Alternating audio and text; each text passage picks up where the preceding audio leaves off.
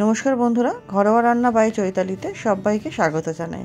সবাই কেমন আছেন? আশা করছি ভালো আছেন, আমিও ভালো আছি। আজকে আমি আপনাদের সাথে খাসির মাংসের আলু দিয়ে লাল লাল পাতলা ঝোলের একটি রেসিপি শেয়ার করব, যেটা খেতে হয় দুর্দান্ত, আর গরম গরম ভাতের পাতে হলে তো আর কথাই নেই। তার জন্য প্রথমে একটা মশলা বেটে নিয়েছি, একটা টমেটো, 5-6টা রসুন, হাফ ইঞ্চি আদা আর 2-3টা কাঁচা পাকা লঙ্কা। আর এদিকে আমি 200 গ্রাম মতো মাটন নিয়েছি, এটাকে টক দই আর রসুন মাখিয়ে রেখেছি খুব ভালো মতো ধুয়ে নিয়ে। আমি দুজনের মতো পরিমাণ নিয়েছি, আপনাদের পরিমাণ বেশি, যদি বেশি মাংসের পরিমাণ হয় তাহলে সমস্ত মশলাগুলো একটু বাড়িয়ে নেবেন। আর অন্যদিকে আমি 3টে মতো আলু এরকম ভালো মতো কেটে ধুয়ে মাঝখানে দুভাগ করে নুন হলুদ দিয়ে ভাজা ভাজা করে নিচ্ছি। আর আমি 2-3টে মতো পেঁয়াজও কুচিয়ে রেখেছিলাম। নতুন বন্ধু যারা আমার চ্যানেলে ভিডিওটি প্রথম দেখছেন, যদি আমার রেসিপিগুলো আপনাদের সামান্য হলেও ভালো লেগে থাকে, অনুরোধ করব চ্যানেলটি সাবস্ক্রাইব করে পাশে থাকা বেল আইকনটি প্রেস করে অল নোটিফিকেশানটা অন করে নেবেন, যাতে আমি চ্যানেলে যখনই নতুন নতুন রেসিপি আপডেট করব যাতে সবার আগে আপনাদেরকে নোটিফাইড করে দেওয়া হয়। আর পুরনো বন্ধুদের অনেক ধন্যবাদ পাশে থাকার জন্য। আলুটা ভাজার পর তেলটা একটু বেশি মনে হচ্ছিল বলে আমি 2-3 হাতা তেল সরিয়ে নিলাম।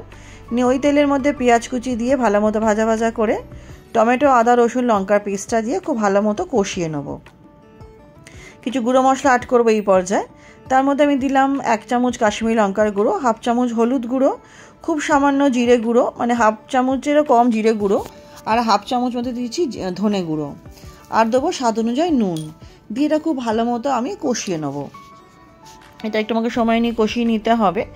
যখন দেখবো যে কষানোটা ভালো মতো হয়ে গেছে, সব মশলার রঙটা বদলে গিয়ে হালকা লাল লাল হয়ে গেছে, এর মধ্যে আমি ম্যারিনেট করা মাটনটা দিয়ে দেবো। ম্যারিনেট করা মাটনটা দিয়ে এবার আমি ফ্লেমটা লো, মানে মিডিয়াম টু হাই করে এটাকে কিছুক্ষণ কষাবো। কারণ সিম করে দিলে তো মাংস থেকে জলও বার হতে শুরু হয়, তারপরে আবার ভালো মতো কষানোটাও হয় না। আমি সিম করেও কষাবো, প্রথমে আমি হাই ফ্লেমে কষাচ্ছি, তারপর মিডিয়াম দিয়ে কষাবো। মাটনের তো কষানোটাই মেন হয়, তো হাই ফ্লেম দিয়ে কষানো হয়। এখন আমি মিডিয়াম ফ্লেম দিয়ে এটাকে কষাচ্ছি। কষানোর সময় মনে হলো যে আমার তেলটা সামান্য একটু কম লাগছে, তাই এর মধ্যে আমি ওই 2 চামচ মতো তেল আরও দিয়ে দিলাম। এই রান্নাটা আমি পুরোটাই সর্ষের তেলে করেছি। মাটন সর্ষের তেল ছাড়া আমার আবার ভালো লাগে না, সেই জন্য আপনারা চাইলে রিফাইন্ড অয়েলে করতেই পারেন। আর ঝালটা, নুনটা আপনাদের স্বাদ অনুযায়ী দেবেন।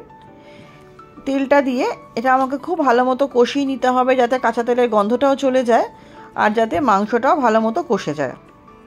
কড়ার গায়ে যেগুলো লেগে আছে সেগুলো আমি খুন্তির সাহায্যে সরিয়ে নিচ্ছি, মানে মাংসের সাথে মিশিয়ে নিচ্ছি।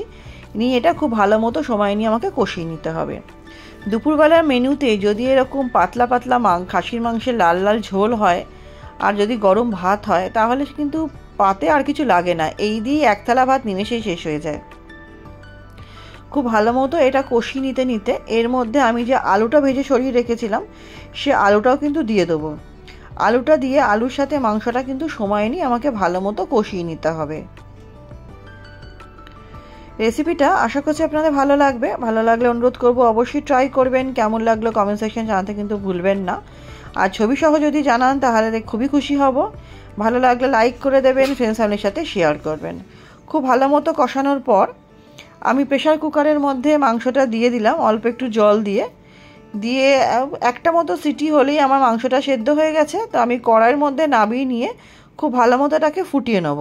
খাসির মাংস তো কম বেশি আমরা সবাই খুব পছন্দ করি, কিন্তু যারা যারা পছন্দ করেন না তারাও এভাবে একবার খেয়ে দেখবেন, গ্যারান্টি দিচ্ছি ভালো লাগবে। আর এমনিও এখন প্রেশারের সমস্যা যাদের থাকছে তাদেরকে রেডমিটটা অ্যাভয়েডই করতে বলছে। তো মাঝে সাঝে খেলে মনে হয় না কোনো অসুবিধা হয়।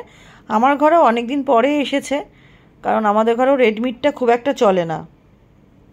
তো খাসির মাংসটা, মানে মাংসের ঝোলটা দেওয়ার পর এর মধ্যে আমি দিয়ে দেবো শাহি গরম মশলা হাফ চামচ মতো। হাফ চামচ শাহি গরম মশলা দেওয়ার পর যখন দেখবো অল্প একটু ফুটফুটে এসে এটাকে আমি ফুটতে রাখবো।